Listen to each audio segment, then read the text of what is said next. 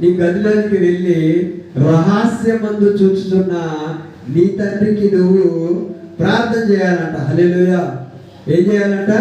గదిలోనికి వెళ్ళి రహస్యమందు చూచుతున్న నీ తలుపు వేసుకొని రహస్యమందు చూచుతున్న నీ తండ్రికి నువ్వు ప్రార్థన చేయాలి. అప్పుడు నీ ప్రార్థనకు దేవుడు జవాబు అనుగ్రహిస్తాడు. కొంతమంది ఉపవాసం ఉన్నప్పుడు ఎలా ఉంటుందో తెలుసా?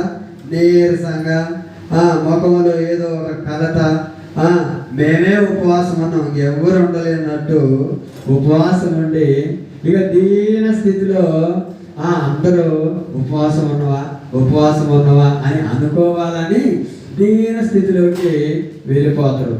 కానీ ఇక్కడ ఏమంటాడు? నువ్వు ప్రార్థన చేయనప్పుడల్లా ఏం చేయాలంట? నీ తండ్రి నిన్ను చూస్తాడు కాబట్టి రహస్యమందు నువ్వు గదిలోకి వెళ్ళి నీ తలుపు వేసుకొని నువ్వు ప్రార్థన చేసినప్పుడు చేసిన ఎడల నీ ప్రార్థనకు దేవుడు జవాబు అనుగ్రహిస్తాడు. హల్లెలూయా. ప్రార్థన చేయటం అంటే మనము ఇద్దరు వ్యక్తులు ప్రార్థన చేయడానికి మందిరానికి వచ్చారు. ఎవరాళ్ళు? ఇద్దరు వ్యక్తులు ప్రార్థన చేయడానికి. లూకాసు సువార్తలో ఉంటుంది, 10వ అధ్యాయంలో ఉంటుంది. ఇద్దరు వ్యక్తులు ప్రార్థన చేయడానికి మందిరానికి వచ్చారు. ఒక ఆయన ఏమో పరిసయ్యుడు, ఇంకొక ఆయన సుంకరి.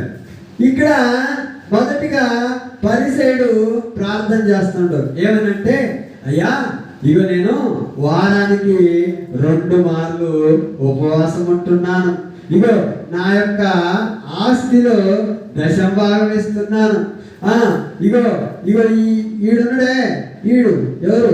ఈ సుంకరిలాగా ఉండకుండా నేనెంతో పరిశుద్ధుడిగా పవిత్రుడిగా నేను ఉంటున్నానయ్యా అని ఒక భక్తుడు ప్రార్థన చేస్తున్నాడు. అయితే రెండవ వ్యక్తి, ఆ భక్తుడి పేరు సుంకరి. ఆ సుంకరి ప్రార్థన చేయడానికి మందిరంలోనికి రాకుండా ఎక్కడున్నాడు? మందిరం వెలుపల. హల్లెలూయా. మందిరము వెలుపల నిలబడి ప్రార్థన చేస్తున్నాడు. ఏమని ప్రార్థన చేస్తున్నాడు అంటే, అయ్యా పాపినైన నన్ను కరుణించుమని రొమ్ము కొట్టుకుంటూ